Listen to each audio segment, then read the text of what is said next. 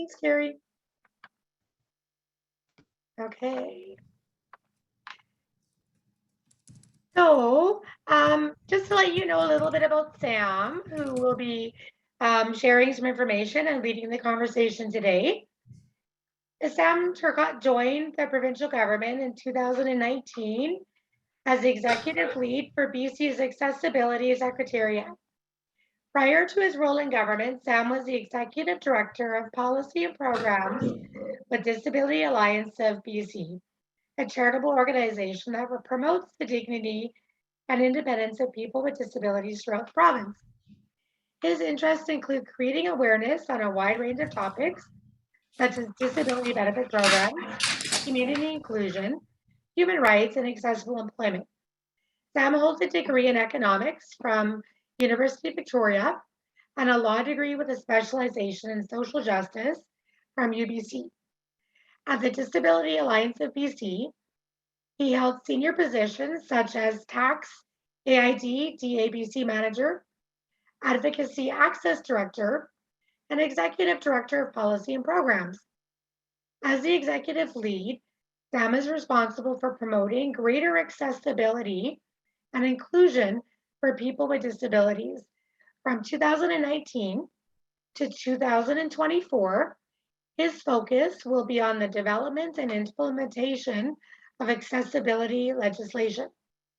Throughout his role, he continues to work on breaking the barriers for people living with disabilities at the municipal, provincial, and federal level with the Accessibility Directorate team. So at this point, I'm really happy to pass you over to Sam. Welcome. Thank you very much for that warm welcome. And good morning, everyone. My name is Sam Turcotte. I am very pleased to join each of you today from my home on the traditional territory of the Lekwungen-speaking people, now known as the Esquimalt and Songhees First Nations. And I might add also that it is an absolutely beautiful day to be on this territory, and I hope that each of you are joining from places that are equally beautiful today. Tracy, if you would just pull up that presentation, and as you're doing that, I will note, I believe that this is my third FSI conference that I'll be attending digitally. And also prior to the pandemic, I believe that I had the pleasure of participating in 2 of the in-person conferences, which means that this, if I'm correct, is my 5th opportunity to participate in one of these conferences. And I want to really thank FSI for continuing to invite me back to participate in these wonderful discussions. You might notice in the introduction to the session that there was a little bit of incongruency. And I'll note that until the fall of 2021, the team that I worked for operated as BC's Accessibility Secretariat. I'm spoiling the lead a little bit, but in light of the new Accessible BC Act coming into law, our team has reoriented itself and, to reflect the expanded role of our group, we now operate as BC's Accessibility Directorate. So I apologize for anyone who signed up for a conversation with the Accessibility Secretariat. And I'm happy to let you all know that what you're getting is a conversation indeed with BC's Accessibility Directorate today. And if we could, we'll just move on to the second slide.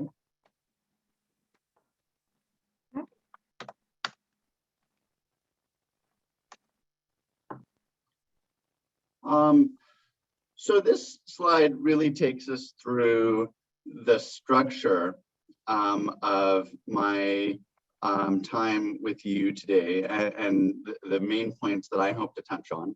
So specifically, what I'll do is I'll begin by talking in a little bit of detail about the work that the Accessibility Directorate does.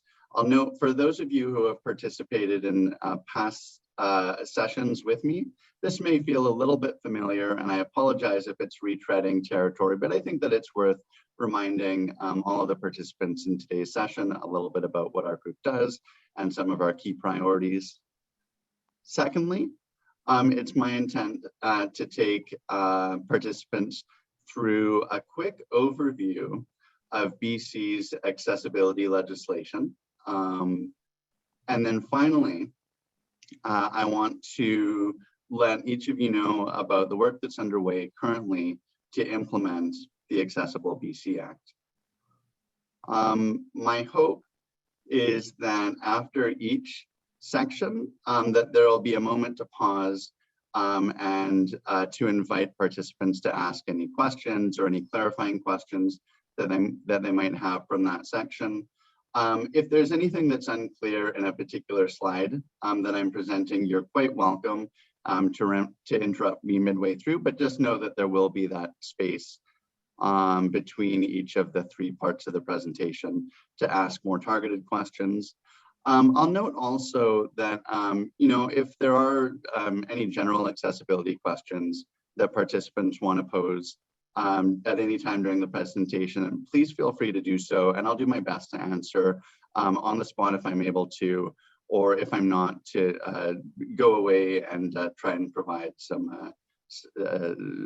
provide answers where I'm able. So with that being said, why don't we move on to the next slide and get rolling?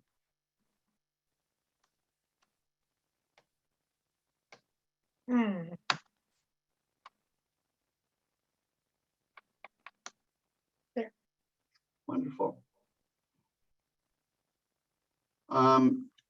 So the Accessibility Directorate, formerly the Accessibility Secretariat, is a team that operates within BC's Provincial Ministry of Social Development and Poverty Reduction. The Ministry of Social Development and Poverty Reduction operates a number of different programs. The largest program of SDPR, as I suspect many of you will know, is the Income Assistance and Disability Assistance Program, which provides support and benefits to people with disabilities and people with low income around British Columbia. Additionally, that's quite all right. Additionally, the Ministry of Social Development and Poverty Reduction delivers a significant portion of BC's employment programming, and namely administers the Provincial Work BC program to support people, to support job seekers within BC. And then finally, our team in the Accessibility Directorate works within this ministry to advance initiatives that seek to promote accessibility and to remove and address barriers for people with disabilities in BC. There are a number of ways that our team seeks to do that. So we provide secretariat support to several ministerial advisory committees, in particular, the President's Group, Registered Disability Savings Plan Action Group, and the new Provincial Accessibility Committee, and we'll have a slide on each of those committees in the next couple of slides.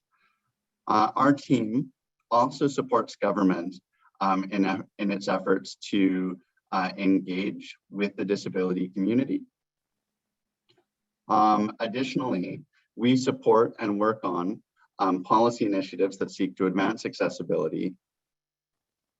And we also work with other areas of government, both within the Ministry of Social Development and Poverty Reduction, but more broadly across the BC government, to provide advice and input on the accessibility of a range of different policies and programs. And we'll advance the slide. So the next three slides describe in a little bit more detail some of those groups that I mentioned that we provide secretariat support to. We provide secretariat support to a group called the President's Group. Oh, and we lost the slide there. Sorry, I'll get that back. No problem at all. I'll take a sip of my coffee. Thank you for the opportunity.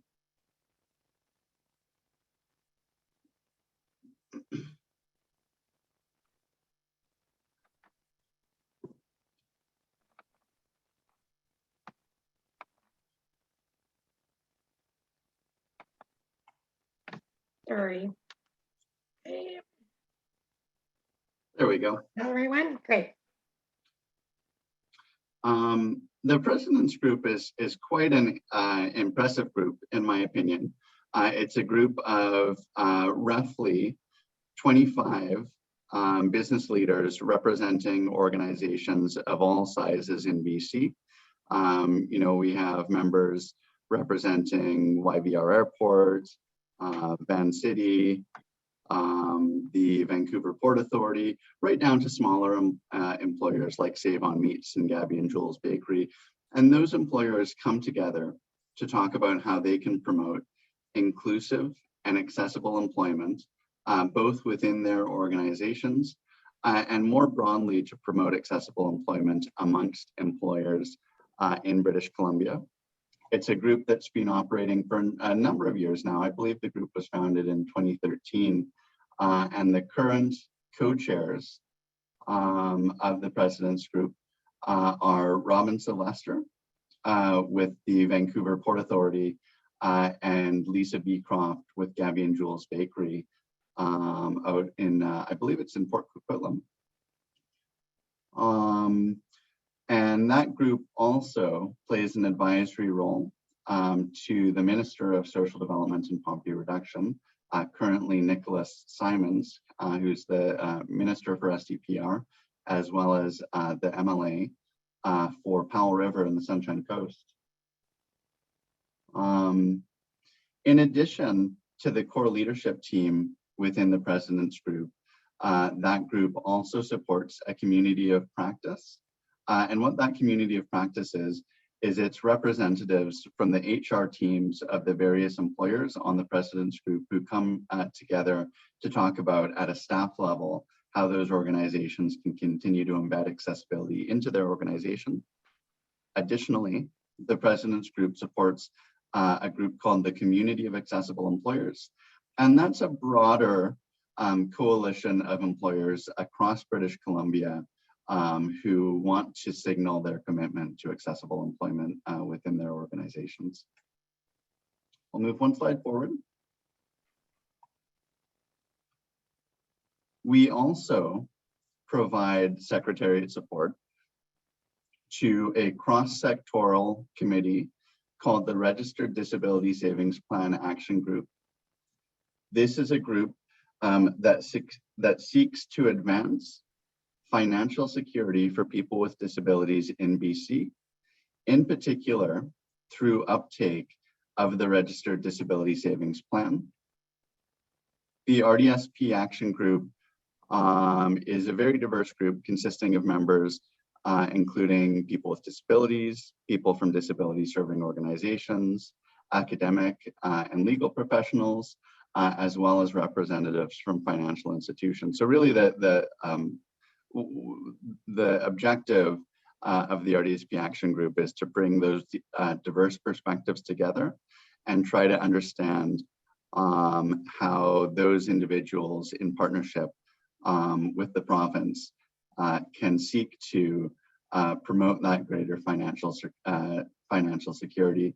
In previous conversations with FSI members, my experience has been that there's a very strong awareness of the Registered Disability Savings Plan amongst FSI members, but I'd be very, very happy to answer any questions at all about the RDSP during this session today, because it is a truly significant and important tool that families can use to seek to address financial security concerns for their loved ones with disabilities.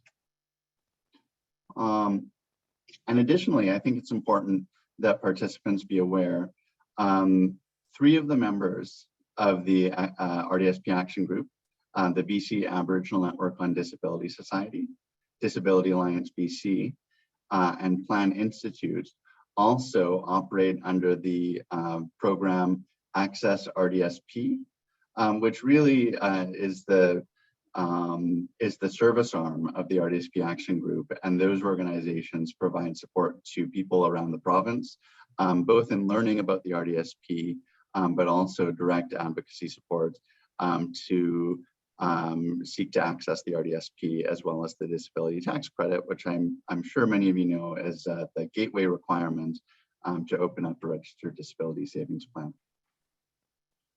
We'll go one slide forward. The newest advisory committee that the Accessibility Directorate supports is BC's Provincial Accessibility Committee. This is a statutorily created committee under the Accessible BC Act. And it is a committee that provides advice to government and specifically to the Minister of Social Development and Poverty Reduction on the implementation of the Accessible BC Act and also on measures that government can take to advance accessibility generally. That group will also, as the Accessible BC Act is implemented, provide support in developing future accessibility standards under the Accessible BC Act. We'll advance one slide forward. So the previous three slides have focused on that area of work that is really the kind of the secretariat role of the Accessibility Directorate, supporting those various advisory committees to government. There's a number of additional branches of work that we do within our team. And namely, the Accessibility Directorate, as I've mentioned, supports public and stakeholder engagement with people with disabilities. There are a range of ways that we seek to do that. Our team led BC's accessibility consultations back in 2013 and 14. We also helped to lead the accessibility legislation consultations, which were held in the fall of 2019. And then more recently, we have been partnering with BC's Building Safety and Standards branch that has been leading a public consultation on BC's building code and measures that people in the community would like to see to integrate greater accessibility into BC's building code. As we look forward, looking at the engagement function of the Accessibility Directorate, I think one of our top priorities in future years will be to support public engagement on the development of accessibility standards under the new Accessible BC Act. We'll advance one slide forward. The last slide in this section of the presentation is really about the policy work that the Accessibility Directorate does. So we support a range of different policy initiatives that seek to identify, remove, and prevent barriers for people with disabilities. Our flagship policy project over the last number of years has been to support the development of BC's accessibility legislation. And we are now very involved in supporting the implementation of that legislation. But in addition to the implementation of the Accessible BC Act, our team also seeks to work across government to help other areas of government put an accessibility and inclusion lens onto a range of different policies, programs, and initiatives. What you see in the list on the slide is just a cross-section of some of the areas that we've worked on in the past, including providing advice to government on its gender-based commitment to gender-based analysis, on a range of different diversity and inclusion initiatives, including the implementation of Where We All Belong, which is the public services diversity and inclusion plan. We have worked quite closely with colleagues from the Ministry of Transportation on the implementation of some of its active transportation priorities. and additionally with colleagues from the Ministry of Municipal Affairs on different regional and municipal planning initiatives. So we'll advance one slide forward. And this is our break slide. And I want to thank everyone for listening so attentively. It may be the case that there are not any questions at this stage, but I do want to take just a quick pause. The next two sections of the presentation will focus on the accessibility legislation and its implementation. But if anyone has any general questions about what the Accessibility Directorate does, or really anything else that you'd like to ask, I just invite participants to do so now.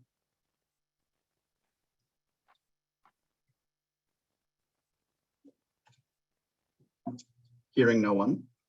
Oh, we have a couple of hands Oh, raised. wonderful. Yeah, a couple of hands have come up.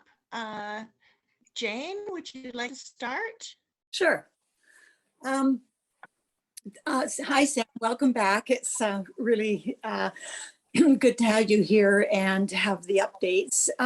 My question relates to the RDSP. And I'm not sure if it's a question or not, but there may be a question at the end of it. And I just wanted to share my experience with it relating to my son who died in September of 2020. And the winding up of the RDSP, which was so stressful and so problematic, and it's still winding its way through. And I looked for a long time, and maybe I just didn't see it, but I tried to find information that around the steps in order to be able to do that. I mean, I know it's complicated, but I couldn't see anything in the RDSP information, which was, you know, try to get a will if you possibly can for your son or daughter. We don't ever expect to outlive our kids, but when we do, you know, it brings all sorts of complications. And so, you know, in the process, I had to go and apply through a lawyer, had to hire a lawyer to become the administrator of his estate. And then there was the filing of the income tax. So I just wondered if that's been something that people have raised, and whether or not there could be some sort of information to help families along if something like this happens to them. Well, thank you for the question and for sharing. First of all, I'm very sorry for your loss. It's certainly disappointing to hear about some of the difficulties associated with rolling up the RDSP. I have to admit, I don't know the answer to the question necessarily. What I will say is, if you haven't already, I think, you know, thinking about the Access RDSP partners and those organizations that provide support with the RDSP, I think this one would be really within Plan Institute's wheelhouse. And you may have reached out to them already, but I think that it wouldn't hurt to connect with those folks. I think that this, you know, probably falls into the category of RDSP issues that need to be looked at in a little bit more detail, because of course the RDSP is designed for the kind of normal circumstance in which the children outlive the parents. And you know, I think that you've landed in a difficult situation where there isn't as much public information and education available out there as there perhaps should be. What I'm happy to do is just send a quick note over to our colleagues at Plan Institute and just ask if they've encountered any other situations like this or have any resources that they can pass along. And Sure. if I find anything out from that, I'm happy to connect back with the organizers at the session today. Yeah, that would be very helpful. I've had a couple of conversations with them, and I've also spoken a couple of times to Nora. And what I'd like, Valerie, and what I'd like to do at the end of this is, I'd like to sort of summarize what my experience was with some recommendations that I would have, which would be first and foremost, if you can, because my son would not be considered capable of making a will, but first and foremost, for every family that has an RDSP for their son or daughter, would be to encourage them to look at the possibility of them making a will. So it was like kind of a catch-22. Anyhow, I won't go on, but thanks for your answer, and I appreciate the information. Well, thank you, and I'm sorry that I don't have a more in-depth answer to Okay, this. not many people do, let me tell you. Yeah, it's all right. Thank you, Jane. Joanne also has a question, and then we'll follow up with Sam's question. Yes, thank you. And I am going to piggyback on Jane's point. So I much appreciate her bringing up the issues about the RDSP, because mine is in that vein slightly too, but I'll just summarize very quickly. My concern is that I have gathered that we cannot access the RDSP until my daughter is approaching retirement age. So the point being that I may end up in the same position as Jane. Often people with autism, on the average, their age expectancy is between 40 and 50. So that isn't reaching retirement. And I'm not sure where we're at with accessing these RDSPs prior to that older age group. I'd love to think that I could help her out and her partner, who are both challenged, with perhaps having some sort of housing and accessing the RDSP for that purpose. But as it stands now, I don't believe I can do that. So I could end up in the same situation where she never can access that RDSP, because we've had multiple challenges with mental health and self-harm and other things that we have come through, but that certainly shortens life expectancy. And I don't know where we'll be at eventually. Yeah. I have two lines of thinking coming off of those comments. The first is that one of the roles that the RDSP Action Group in BC has also played through its lifetime is to seek to flag for the federal government where they see people in the community experiencing challenges associated with the RDSP, and to seek to advocate for any reforms or policy improvements. And that's even something that the group has done quite recently, is written to the federal minister from Employment and Social Development Canada, just to flag some of the ideas of the group around improving the RDSP long-term. And certainly increasing the flexibility associated with the RDSP has been a long-term, has been an ongoing priority for the group. I think it is important, and I have to admit, I'm less of an expert on the RDSP than I perhaps once was when I was involved in the Access RDSP program myself.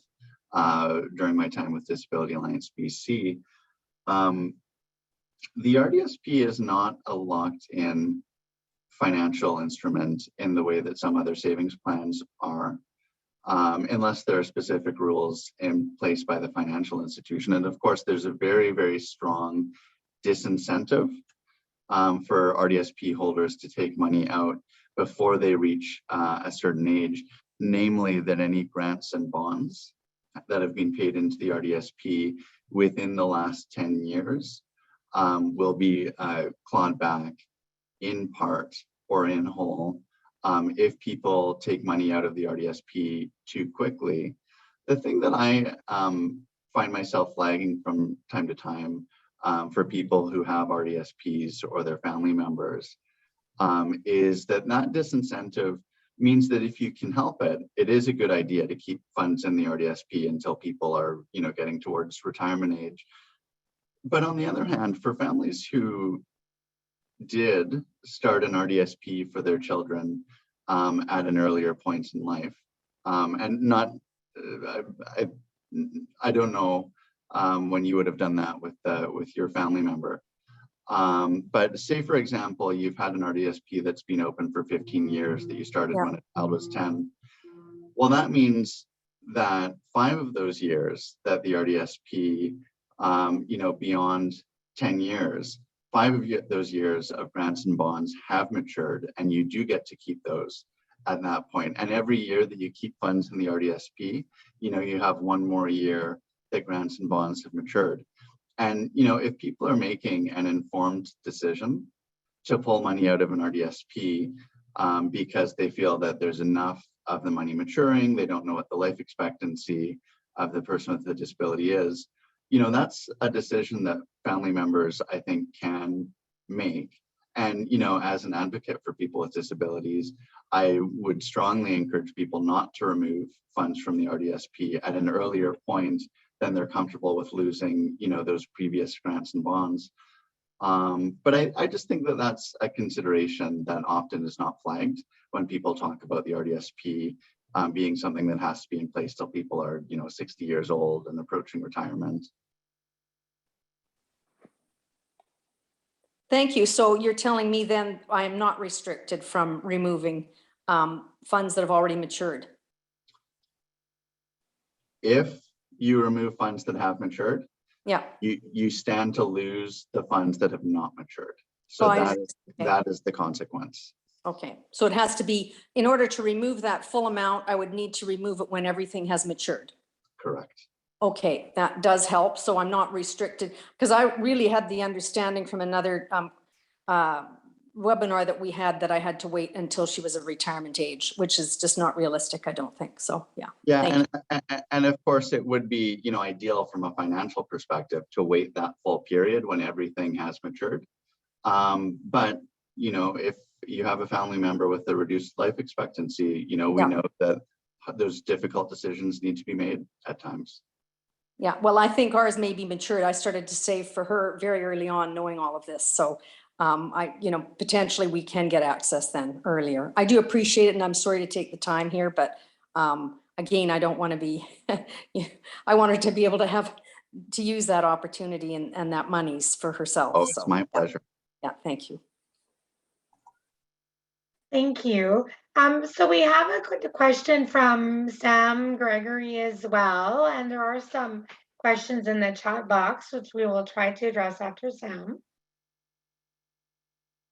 Thank you. Yeah. So I'm coming in from an agency perspective. I work with folks of multiple ages living with developmental disabilities, and I primarily do a case management style and help people set goals through our service, and then do service coordination to achieve those goals. Now, everyone is aware that COVID has played a part in, making access to services challenging, making access to public initiatives more challenging. Everything's just gotten more challenging. And one thing that I've noticed specifically with the folks I work with is mental health challenges. Now, it's already been there. It's something that's already existed, but COVID has kind of really showcased the lack of resources that are available, and from an agency perspective, a lack of ability to provide those resources too. So I'm wondering if there is, aside from like the triage medical system that currently exists, if there's any sort of initiatives or funds or plans in place or coming into place where it could either help an agency set up a service to provide mental health services, therapy, counseling, whatever, that's consistent. It's not like you can access this for 1 or 2 times and that's it. Or something where it's assisted to help an individual navigate accessing mental health services. Mind you, the people I work with are usually living with families, but they're leading towards independent living. And so the abilities might be a little higher than some folks who are more severely disabled. And so there's like those 2 access points of people who are able to navigate it in some way independently, and then people who might need more assistance and adaptive mental health support. That's not just talk therapy. So that's a lot. What do you say? That's a wonderful question, and one that I don't know all of the right places to point you to on the spot necessarily. Certainly, we've worked quite closely with counterparts through the Canadian Mental Health Association and and the BC division. I'm sure you're familiar with. Yes. Has a very strong executive leadership team, and I think are always interested at looking at partnerships to advance and support mental health considerations. And I know that that organization is also very fluent in the broader conversation around disability, going beyond just mental health. And of course, within government, our counterpart ministry, the Ministry of Mental Health and Addictions, is very much thinking about these questions. Admittedly, I think a lot of space, as I think is appropriate, gets taken up with the conversations around the opioid epidemic. But also, there are some really terrific resources and initiatives that have come as a result of the work of the Ministry of Mental Health and Addictions. And it would, that would be the place that I would look to as the first pass for, how can government seek to support initiatives associated with supporting people's mental health in the community. Yeah, it's especially challenging because what does exist is quite neurotypical. And that's, I think, the main challenge is even for myself, navigating it is near impossible. And then asking someone who who might have an additional challenge, especially around tech, like a lot of the initiatives that currently exist regarding mental health rely on tech resources. And this is an income disparity issue as well. It's like, okay, everything's moved online, but then so many people don't have access to equitable internet connections, housing that has decent internet connections, ability to pay for internet, let alone the devices that are reliable and the training in order to access and use those devices, because they're also diverse. And so it's just the disparity in the equality in order to access these things, and now to also access services. It's not just it's kind of a problem. It's people are missing out. Big challenge. People are they're not accessing services or able to get the help that they need, whether it's medical, whether it's financial, because they might not know how to use a phone, for example. That resonates for me. The tech literacy piece is a huge challenge. Yeah, there is TechLink BC that's from the YWCA, just in case, and I'll put the link into it. That does do a really good job of doing training, but it's I think the pandemic, I'm sure you get a lot of questions around stuff, the things that have been showcased through COVID, but this is the population that seems to not be thought of first for these types of things. Thanks for those reflections, Sam. Thank you. Thanks for the resources. Yeah. So there are a few more questions in the chat box. So Carol has a question about whether or not there are any plans to coordinate and communicate with the federal government, in particular the CRA. It sounds like there are sort of some concerns with families' communications with CRA over RDSPs, I believe you're asking, Carol? No? You there, Carol? Sorry, I'll unmute.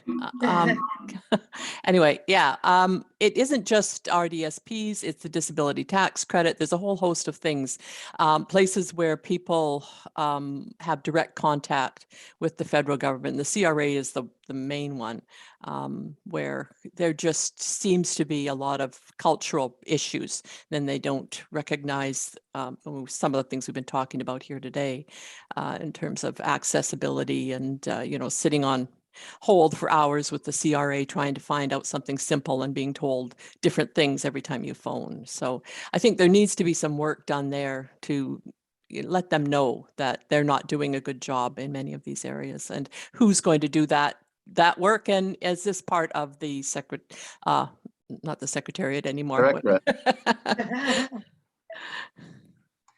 Yeah, so as a provincial entity, we keep track of and look at what is going on and where challenges are arising in respect of our federal counterparts.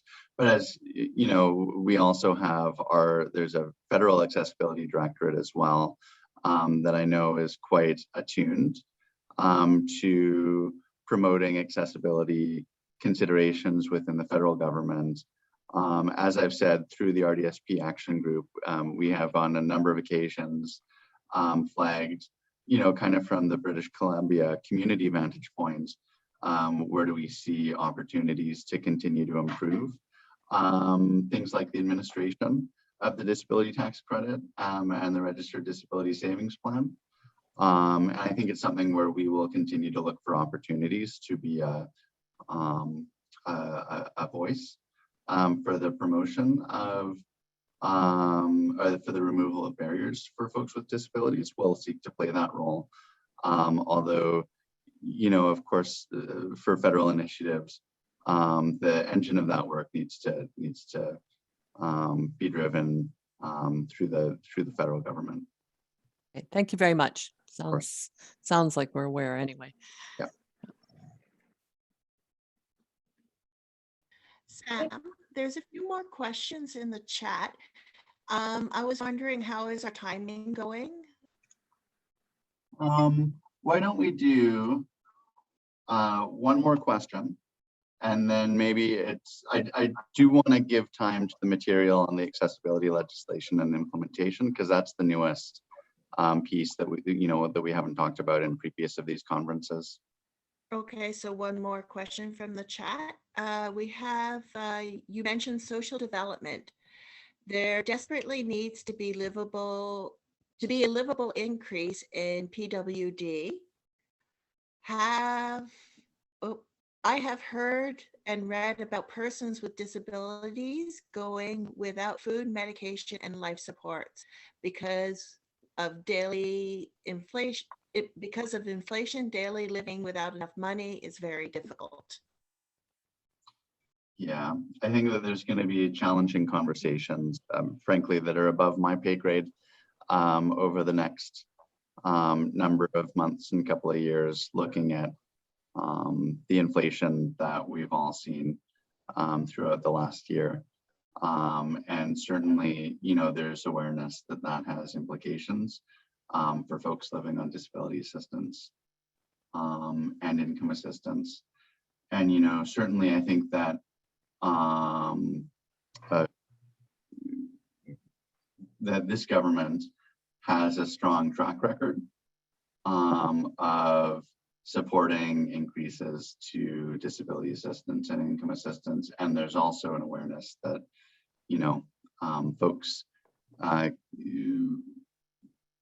folks that we support through those programs are often some of the most in need people around the province. And I just thank you very much for the comment, because I think that it's important that we continue to hear where those needs are.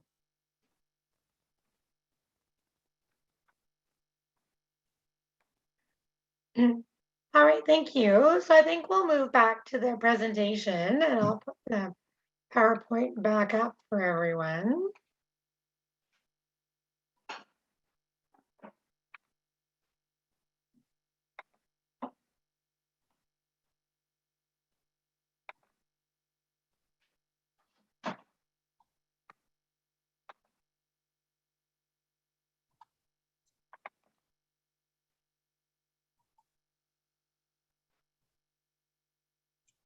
Thank you very much, Tracy. Thank you.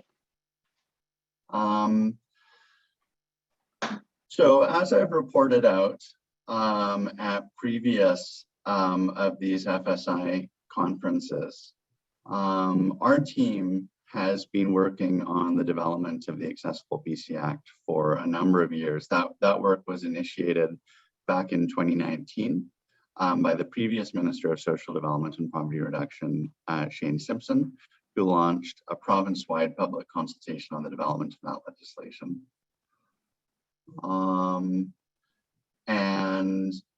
Ultimately, our current minister, Nicholas Simons, introduced that accessibility legislation that began development back in 2019 in the spring legislative session in 2021. And I'm very happy to report that the Accessible BC Act received royal assent in June 2021. I think it's important to note that until the Accessible BC Act was passed, BC was in fact the largest province in Canada by population that had not passed some statutory framework for accessibility. And there are a number of other jurisdictions around Canada that already have accessibility legislation in place, including Ontario, Manitoba, Nova Scotia, recently Newfoundland, and Quebec. Additionally, as I'm sure many of you are aware, there is also a complementary federal law for accessibility, the Accessible Canada Act, which received royal assent in the summer of 2019. And then additionally, we're also aware that there are a number of other provinces around the country, including New Brunswick and Saskatchewan, which are also working on the development of accessibility legislation within their respective jurisdictions. And really, I think the purpose of this slide is just to impress upon participants that, BC is very much part of a national movement in working towards passing and implementing accessibility legislation around the country. We'll go one slide forward.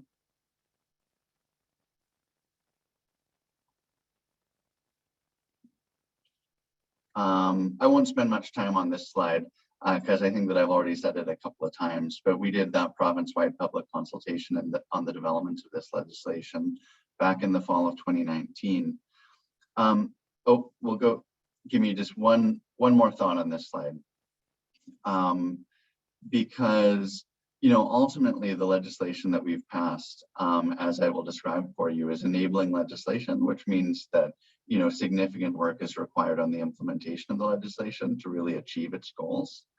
And there's going to be a significant need for additional public and targeted consultations as the Accessible BC Act is implemented, really to ensure that government is implementing the legislation in the spirit of nothing about us without us, and seeking to involve people with disabilities, their families, and the broader community each step of the way as the legislation is implemented and accessibility standards are developed under the legislation. We'll go one slide forward. This slide, titled Structure of the Legislation,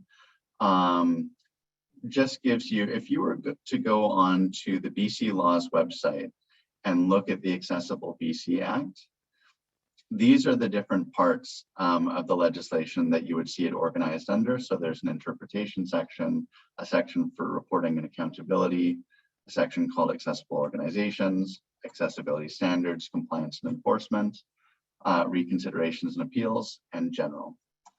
The next slide is a complementary slide to this, and it takes us through in a little bit more detail what all of those different parts of the legislation do.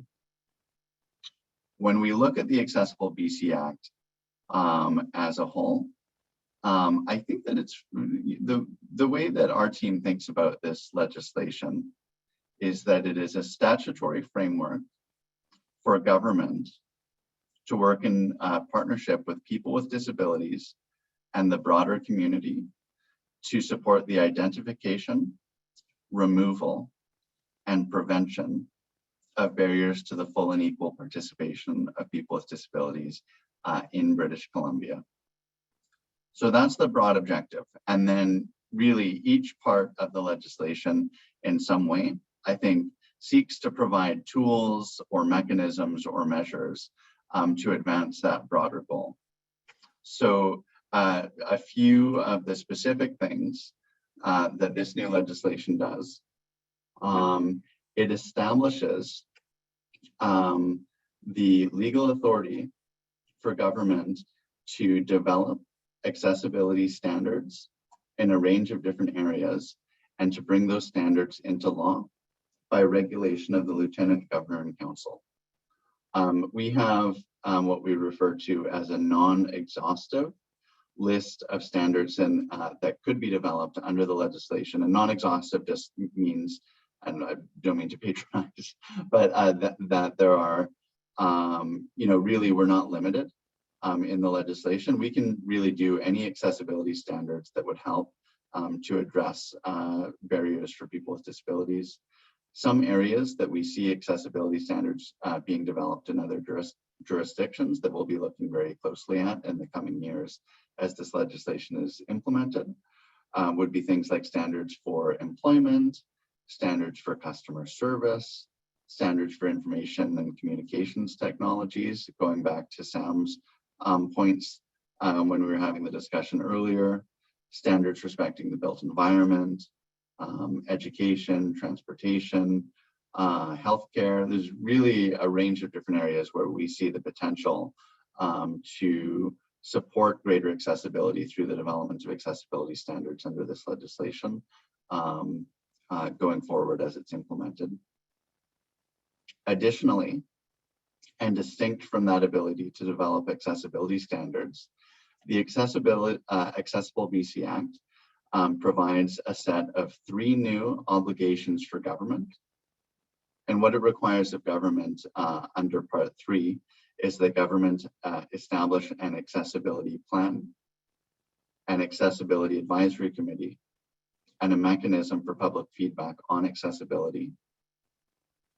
Additionally, Part 3 of the legislation allows through regulation other organizations to be prescribed that would also have that bundle of 3 responsibilities: do a plan, have a committee, and establish a feedback mechanism. The legislation requires the publication of an annual report on progress to implement the legislation. And it also requires a periodic independent review of the effectiveness of the legislation. And that first independent review will be conducted 5 years from the passage of the Act. So we'll be a couple of years away from that still, but it will come up sooner than we think. The legislation also establishes mechanisms for compliance and enforcement, including the ability to levy monetary penalties for non-compliance with the legislation. British Columbia ultimately hitched its wagon to the approach of the federal government and a number of other provinces by setting out in the legislation itself a maximum statutory penalty for non-compliance of up to $250,000. It's important to note what we see having happened in other jurisdictions is that you have that statutory maximum, and then as regulations are developed under the legislation, those regulations will specify more specific ranges within that maximum amount based on the nature of a penalty and the seriousness of the penalty and the type of organization. And that's very much an approach that we would envision ourselves taking as the Accessible BC Act is implemented here in British Columbia. We'll go one slide forward. So that really takes me to the end of my remarks. Just a high-level overview of what the Accessible BC Act does. The next portion of my presentation is going to be on our progress to implement the Accessible BC Act in the first year. But I want to do the same thing that I did previously and just pause momentarily and invite participants to provide any reflections or ask any questions that they may have about the content of the Accessible BC Act.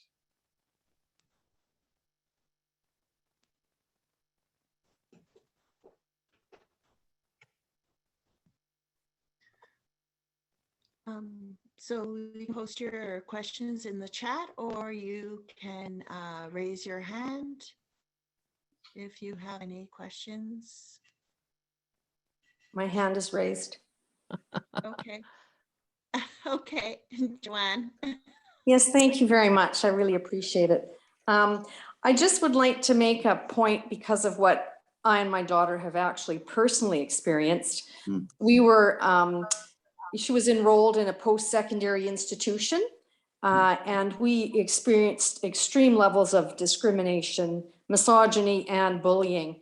And I hope that your Accessibility Act will be addressing post-secondary education particularly, and I think significantly for ASD individuals. We just had a webinar a few days back in regard to education and accessibility. And in order to promote better incomes, better qualities of lives, we need to have accessibility to education for our kids. And when you experience this kind of thing from a post-secondary institution, it was shocking to me. We had to go, the only government institution that was helpful for us at the time was the ombudsperson.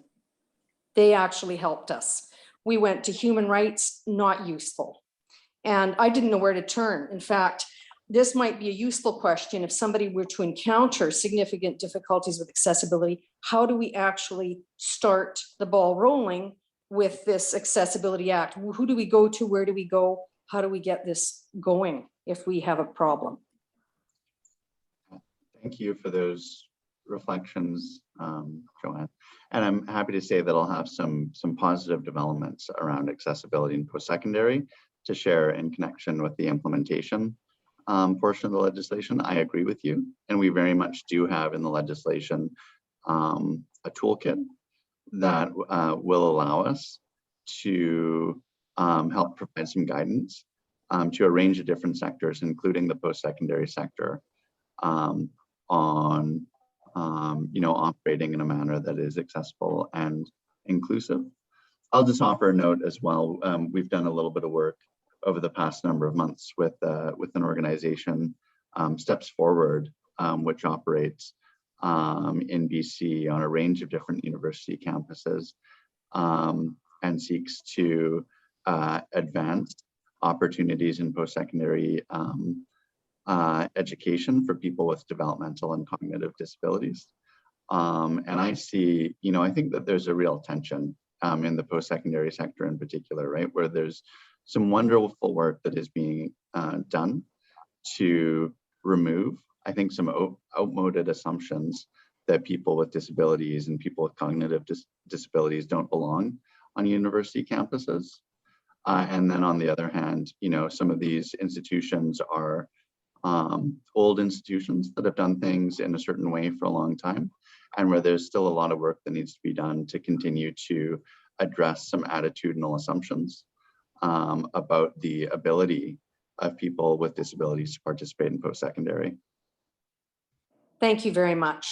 I really hope that this Accessibility Act will help us assist our kids to move forward in the future. I think it's one tool in the toolkit, and I think it's important to recognize that it's not enough to just have a law.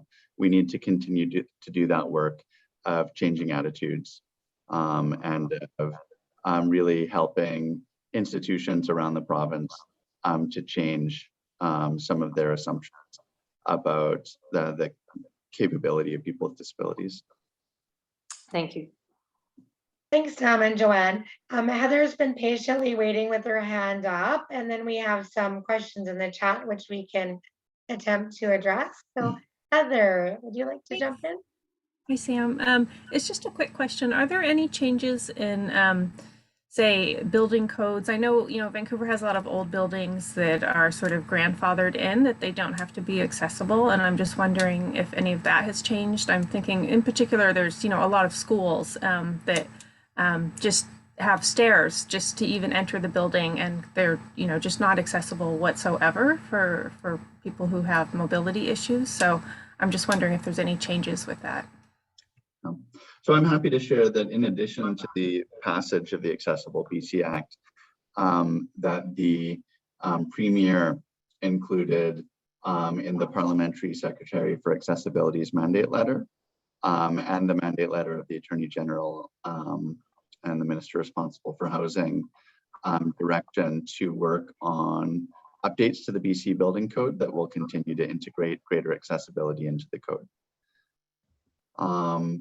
I think that that is part of the puzzle in addressing the accessibility of built spaces in BC, and certainly we'll also be looking in the future at how we can help supplement that through the Accessible BC Act. The other challenge, of course, is a big conversation about what to do around older spaces, because of course the BC Building Code often doesn't require retrofits to older spaces until the operators of those spaces go to actually do major renovations. And you know, we've had a quite solid partnership with organizations like the Rcanson Foundation for a number of years that really has been working on, you know, part of that puzzle around supporting organizations to kind of look at older spaces and integrate greater accessibility into those spaces. But it is, of course, an ongoing challenge, and a big part of it is just the logistical and financial challenges that come along with doing that work. But it is firmly my view that, you know, it's a critical piece of the puzzle in, you know, continuing that work to address barriers in the province.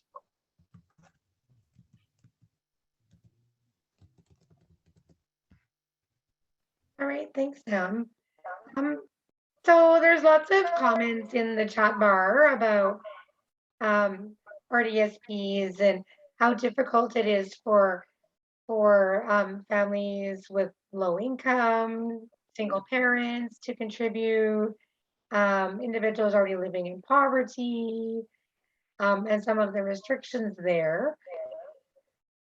I don't know if there's any sort of further comments on that from you, Sam. Yeah, I mean, the RDSP, I think, as most folks on this call will be aware, has some mechanisms to support people living with lower income, specifically the Canada Disability Savings Bond, which people can receive automatically without contributions. But I think most people will know that already. And this, you know, those comments are about deeper frustrations with some inequities that are built into a plan like the Registered Disability Savings Plan. And namely that, you know, for people who have limited ability to make their own contributions to the Registered Disability Savings Plan, that they are, you know, will not be able to access the same matching Canada Disability Savings grants that people with greater financial ability to contribute are able to do. And I think that that is an ongoing challenge associated with the RDSP. For folks who are able to open an RDSP, the one thing that I would, you know, perhaps remind anyone of, even those with more limited ability to make contributions, that first $500 that you contribute in a year, if you fall below the income threshold, is matched at a 3-to-1 rate.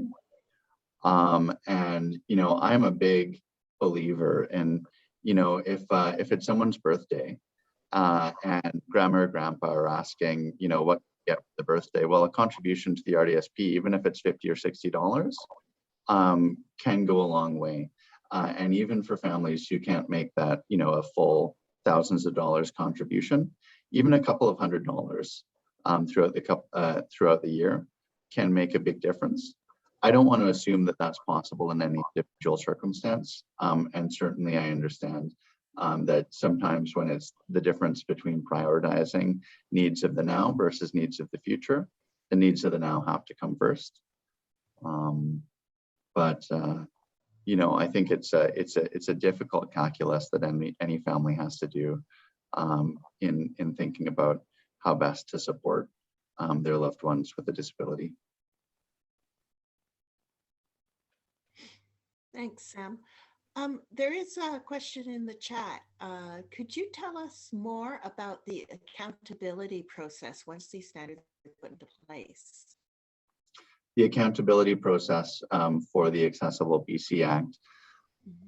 So every year, our team is required to do a report on the progress to implement the legislation. That typically will be a shorter, a couple of pages, just articulating, the key successes that we've had in moving the implementation of the Act forward.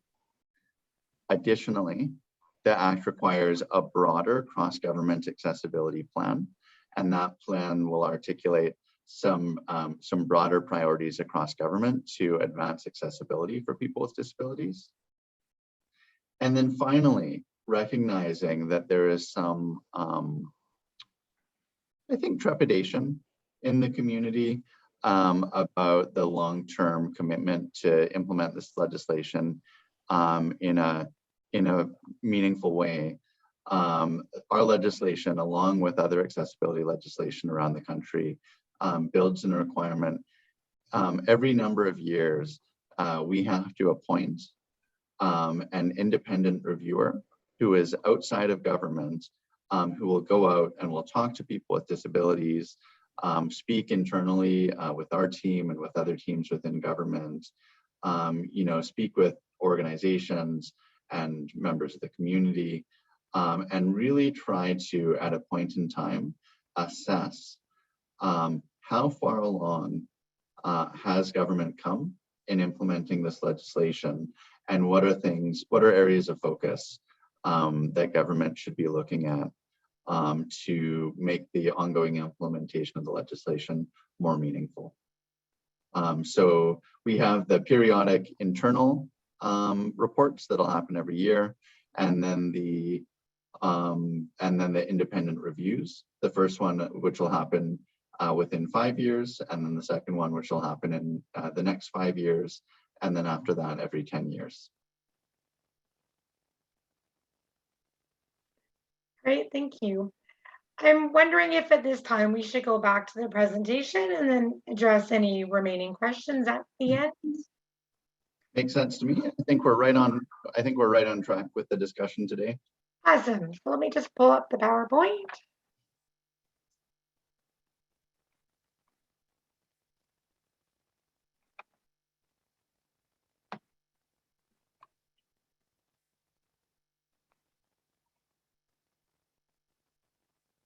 Wonderful.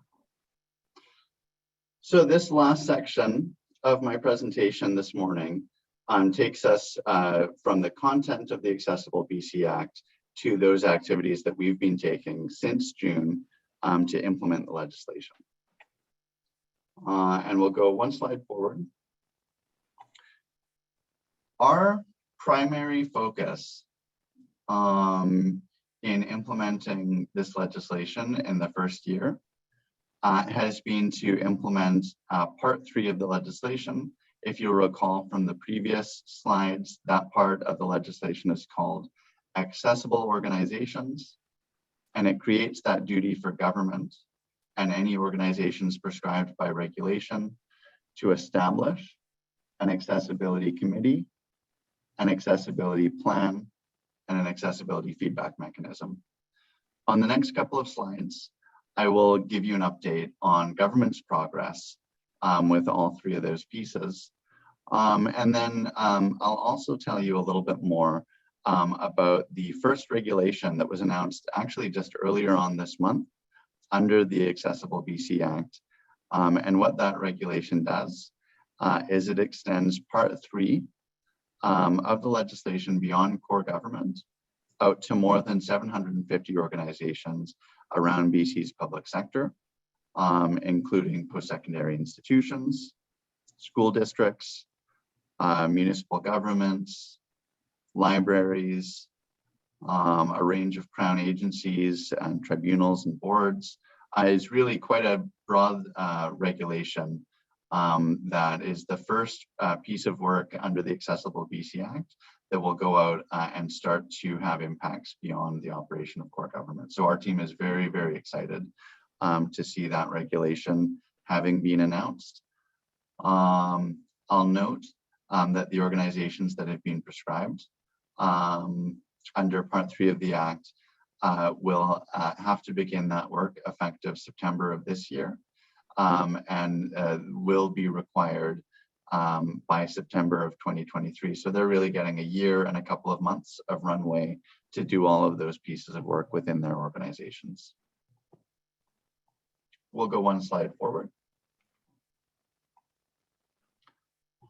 So as I've shared in previous sections, we were very, very pleased to see Minister Nick Simons announcing the appointment of the inaugural committee members to BC's Provincial Accessibility Committee on December 3rd in conjunction with the International Day of People with Disabilities.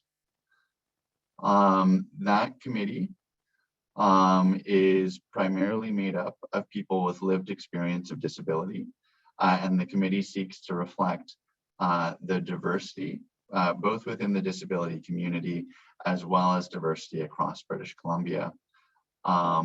It's an 11-member committee, and we're very aware that it is the disability community and the lived experience of people with across BC is such that it is impossible to represent every viewpoint within 11 people. But I think that we've done a very, very good job in representing a range of different lived experience within that committee.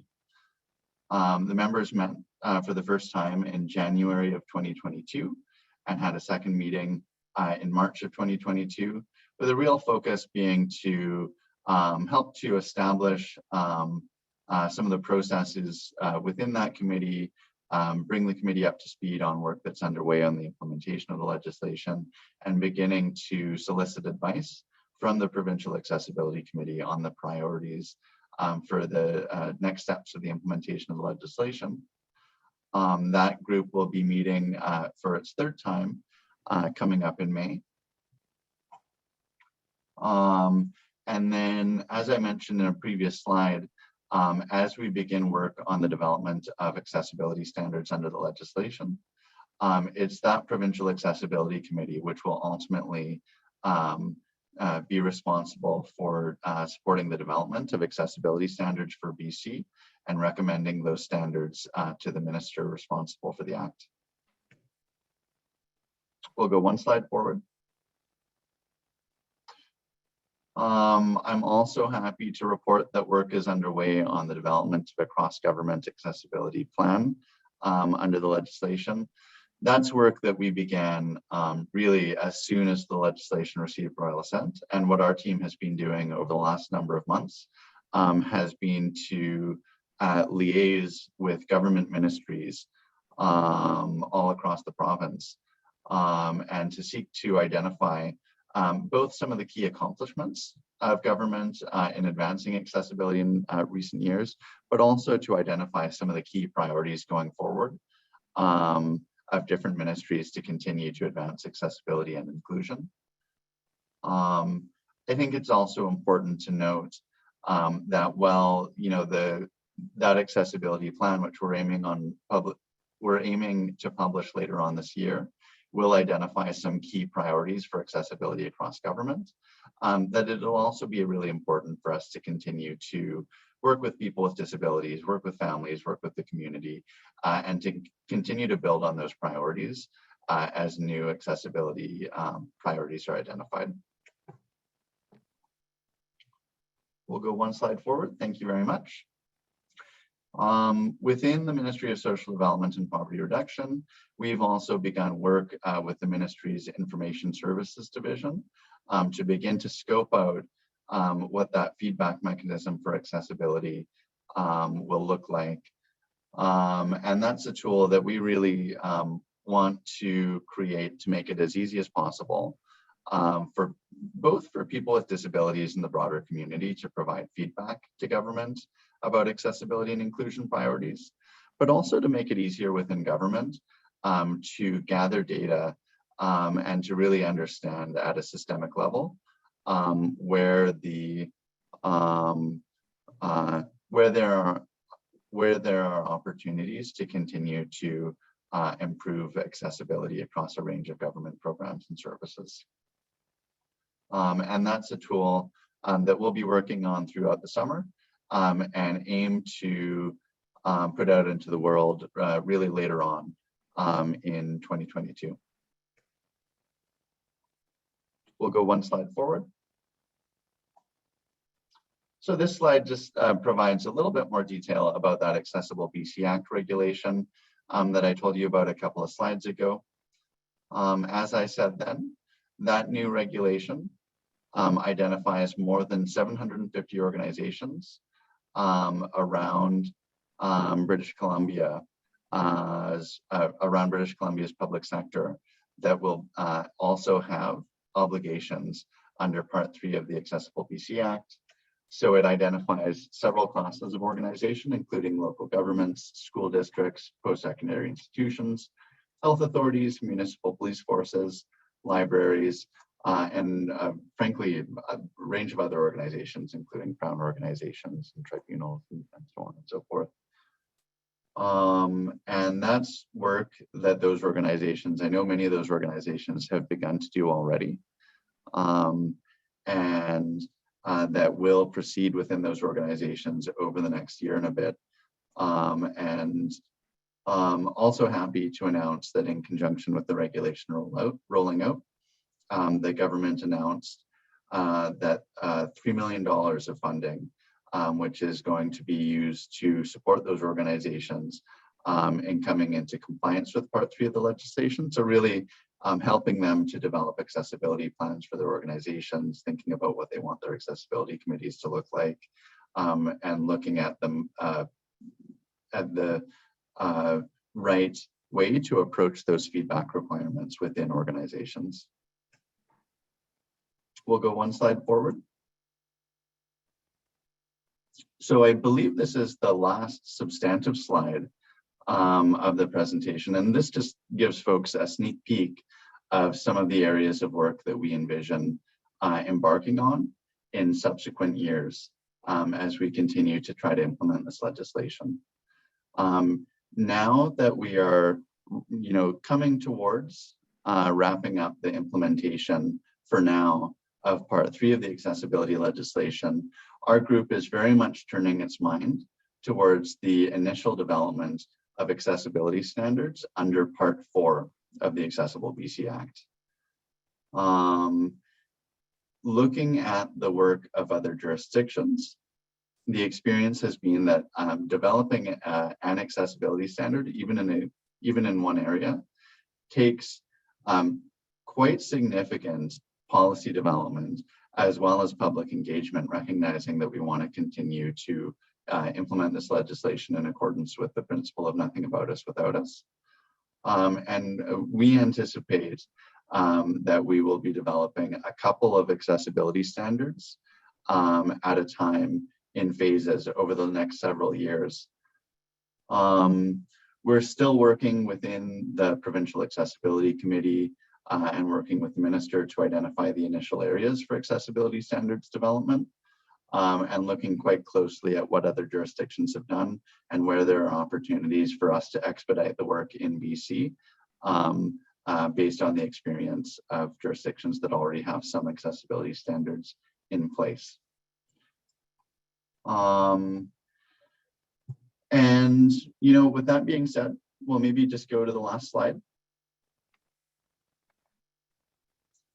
And just by way of closing, and I'm happy to have to receive more questions from participants, but let me just say thank you very much for choosing to join me for a 2-hour session on a Monday morning. It really is a pleasure to get to come back to this group again and to continue to both share with you the work that we do and the work that we're doing, and also to hear from FSI members and the participants of these sessions where some of the priorities and concerns are on the ground, respecting, supporting their loved ones. So it's been a pleasure, and I look forward to any discussion before we end the session. And I hope that everybody has come out of the session with a better idea of some of the work that's underway within the Accessibility Directorate, both to implement our legislation and a broader understanding of the work that we do generally.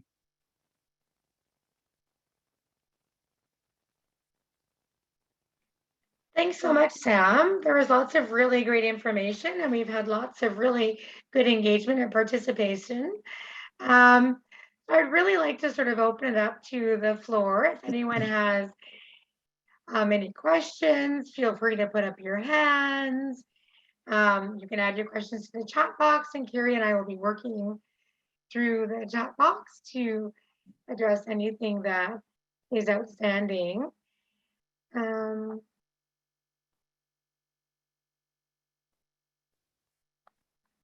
Carrie, do you see any questions? I'm not seeing any questions yet or any hands up. Is there anybody who just wants to kind of unmute and ask a question? Yeah, I actually, I put one in the chat box, but I just wanted to clarify, it appears that the way that we're reporting out from the advisory committee, who are look to me to be a very powerful organization in this directorate, is the first report going to be in September 2022 or September 2023? The Act says it has to be after September of the next year. Yeah, fair question. So I think some of this is just confusion around the different pieces of the legislative requirements. The regulation that has been put in place prescribes public sector organizations and says those public sector organizations need to be in compliance with Part 3 at the earliest by September of 2023. So those public sector organizations have a year. Government, so the first report? Government was included from the beginning and didn't need to be prescribed. Government was included from the start. And, you know, really part of the intent of that was coming out of the consultation, seeing a desire to see government taking a leadership role in this legislation. So essentially our aim is to be ahead of the rest of the organizations that we've prescribed, and to have our first accessibility plan for government out later on this year. And we'll do an annual implementation report for government about the progress that we've made and so on and so forth.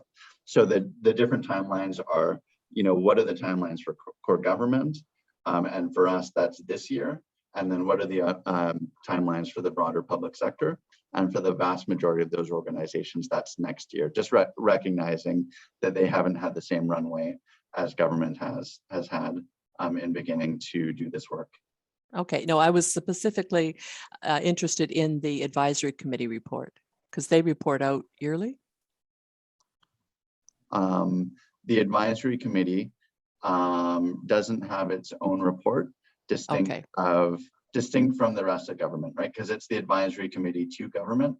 So we, within the Accessibility Directorate, help to coordinate that report. And part of what we would report on is the work of the advisory committee. Okay, I get it. Thank you.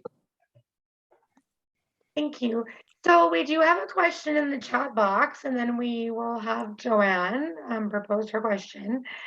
The question in the chat box is about whether or not the Act will ensure protection for parents who have their own disabilities from discrimination from MCFD.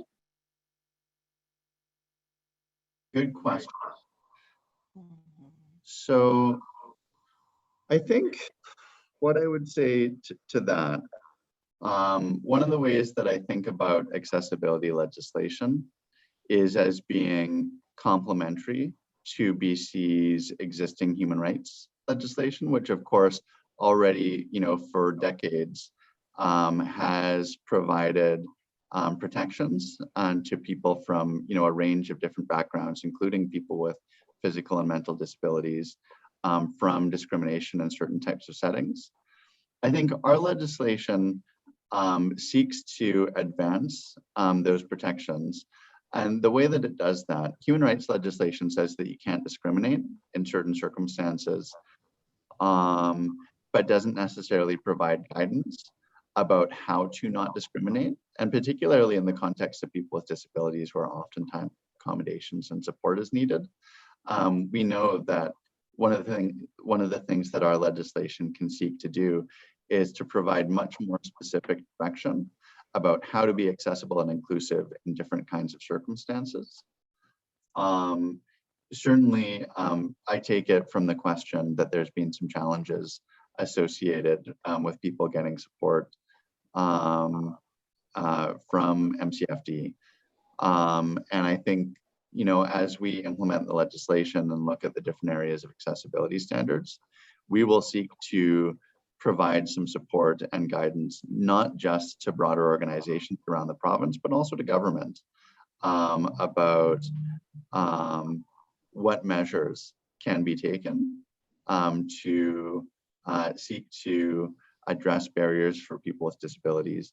I will be candid and say that I don't know today the specific ways in which our legislation will interface with, you know, the specific work of other areas of government. But I very much take the point, and it's something that we'll continue to try to embed into the legislation each step of the way along. Thanks, Sam. Joanne, you have your hand up. Would you like to add something? Thank you very much. This is just relating back to some of the discussion earlier about the president's group. There were apparently 25 business leaders from organizations that are promoting inclusiveness within the employment sphere. There was a lot of mention of Lower Mainland employers. I didn't hear anything for Vancouver Island. Are there any for the Vancouver Island area? Our very own Taco Fino is represented in the Vancouver Island area. You know, it's a good question. And Taco Fino is the one that comes to mind. I can't recall off the top of my head others from the Vancouver Island area. And that's been a point of discussion for the President's Group really since its beginning, is how does it seek to go beyond just the Lower Mainland area and start to have impact and influence. And certainly within the community of accessible employers that's been established, we see you know, some more diverse representation from other parts of BC. And I think it'll be very much something that the President's Group will continue to think about. How does it engage employers from outside of the Lower Mainland and look at drawing on the expertise of employers from Vancouver Island and other parts of the province? Thank you for that. So then do you see advancing employers' accessibility standards more coming through the President's Group or through the Accessibilities Act that is now being developed? Is that another stage of the Accessibilities Act to then enforce it through the employer's sphere? Yeah, the way that I would characterize it, it's the implementation of the Accessible BC Act, where the kind of legal standards for employment accessibility will be developed. The President's Group is a very important group of partners to us, and we'll seek to work with that group. But really, fundamentally, I think a lot of the work of the President's Group has been about getting ahead of BC's accessibility legislation and employers recognizing, you know, we don't want to just do this within our organizations because it's the law. We want to do it because it's the right thing to do. We want to do it because, you know, we have our own loved ones with disabilities, because, you know, we see that it makes business sense for organizations to, you know, take measures to become more accessible and inclusive. And we very much intend to work with the President's Group, but also with other organizations and with people with disabilities as that work progresses. But, you know, the work of developing the law and implementing the legislation will be under that umbrella of the Accessible BC Act implementation. Thank you. This has been such a useful exercise for, you know, it's been so interesting for me and so helpful and kind of timely, you know, in regard to some of my concerns. Thank you very much. Wonderful.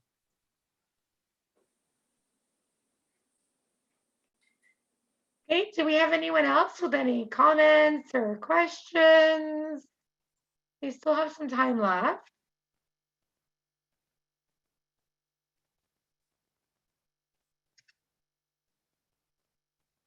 So I made a note in the comment section about our raffle and our 50/50. So there's still a bit more time to make a bid on the raffle. There's some really great items available, and the proceeds help to support FSI.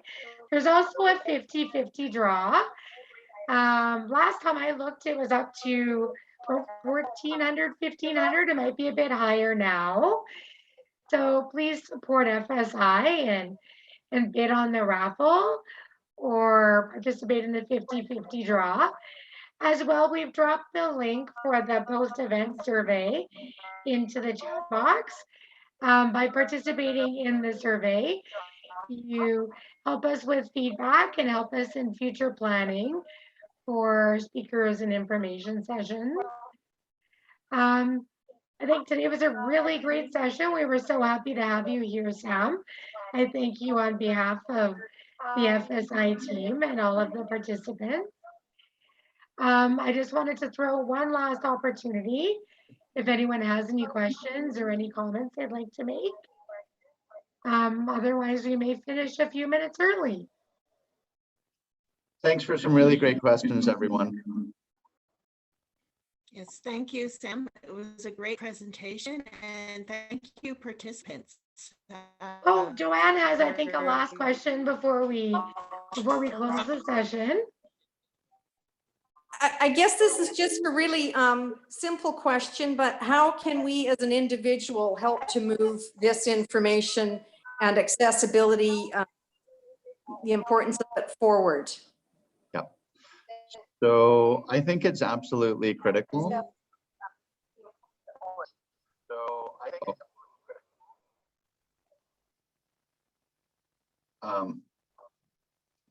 Can everyone hear me okay? I think there was a bit of backup on the line. Now I can. Okay, good. So the question was, how can we as individuals seek to continue to kind of play our parts in this work? I think it's important to remember, you know, we work within government to try to do this work in the best way possible, but government responds to the needs and priorities of the broader community. And I think that it's so important that people in the community, the family members, continue to talk about why work that seeks to advance accessibility and inclusion is important to them. I think that it's important to be, you know, sharing the work that's going on. And certainly as we make progress, you know, we do things like announcing the new accessibility regulation, which we did just a couple of weeks ago.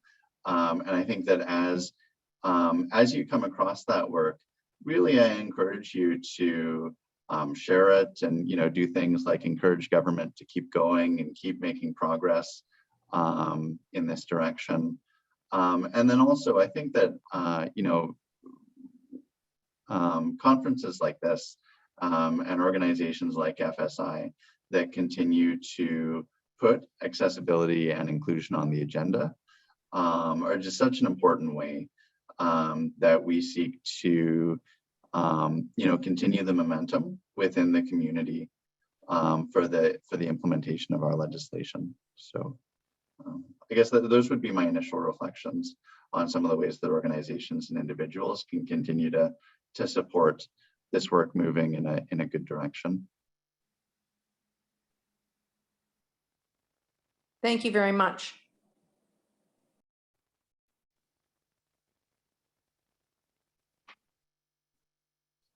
Well, thanks everyone for coming out today. The sun is starting to shine a bit brighter. So thank you for your time on this Monday morning. And I wish all of you an excellent rest of your day. And hopefully you get some more sunshine. And thank you for everything you all do. Bye, everyone. Yeah, and if anybody wants to not sit outside in the sunshine. We do have this afternoon the conversations with the Ministry of Education happening later today, if you would like to register.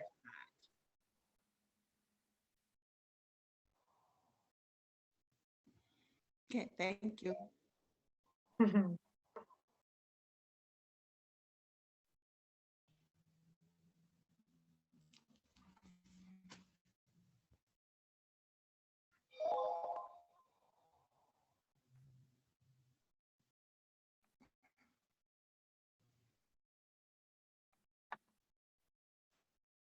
Hi, Blanca. I see you joined us.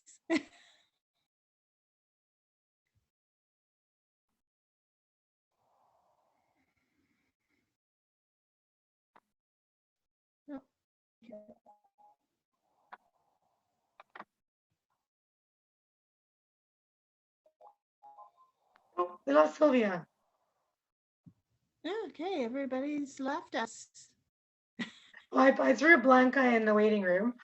Oh, okay. I I said did hi to her. I did the because Carrie trick. So, It's Carrie's friend. what's that?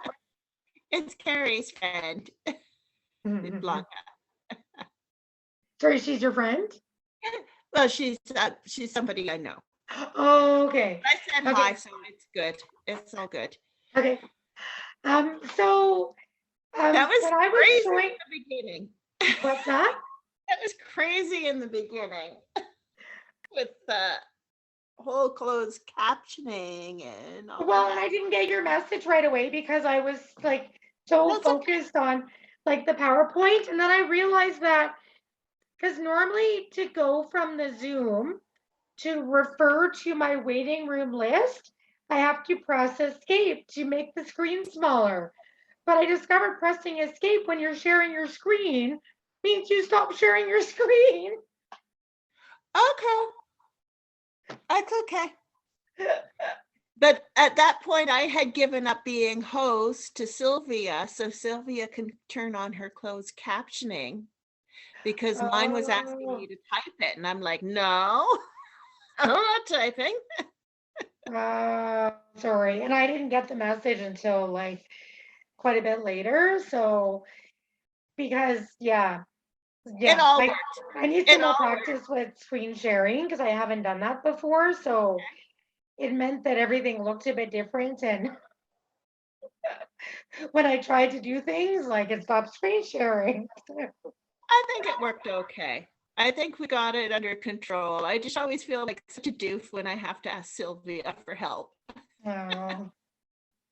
But that's Well, okay. the thing is, I think that's what she's there for. So, Yeah. but yeah, like the whole like hosting is so weird that other people were able to come on and be able to see things that we couldn't see or do.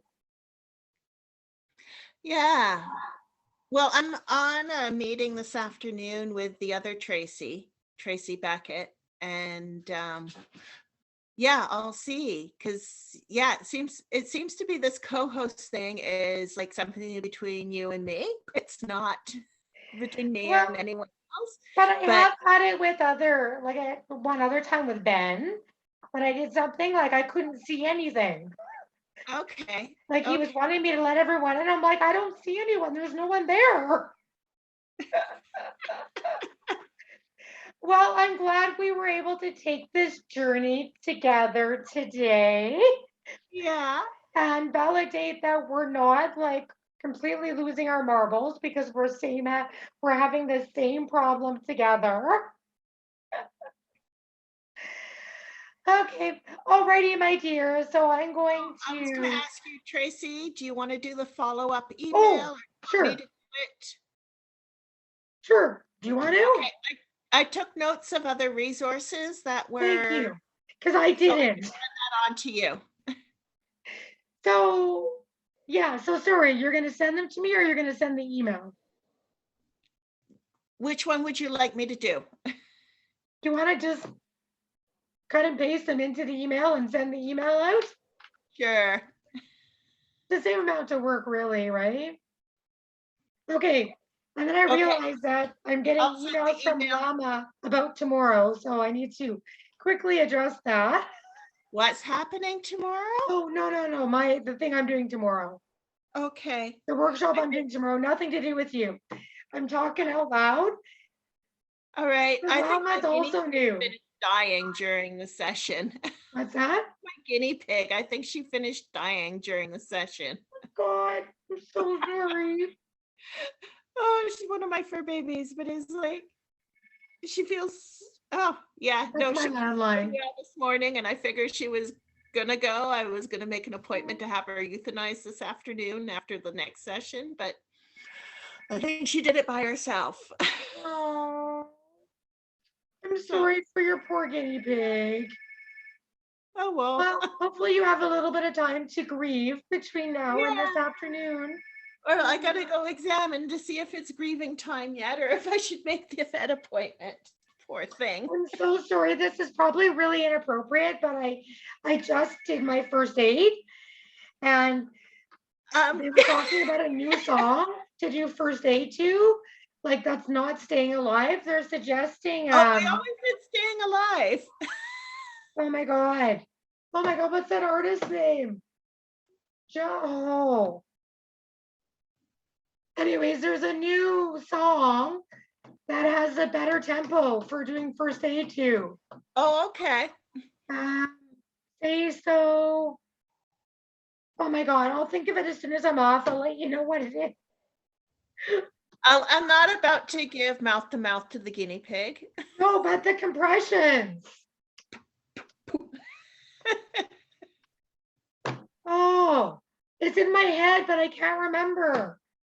Anyways, it'll come to me as soon as I'm off. I will let you know for future reference, because apparently it's supposed to be like 155 beats. Okay. And staying alive is a bit too slow based on current recommendations. Well, you know what? My tempo's all wrong. Doja. Who's that artist? Doja. Oh. Dojo. Anyways, never mind. I'm totally off on a tangent. Okay. Thanks, Carrie. It was a pleasure. Thanks for helping me fumble today. I appreciate it. You did great. Great. Well, enjoy the rest of your day, and we'll talk to you later. Okay.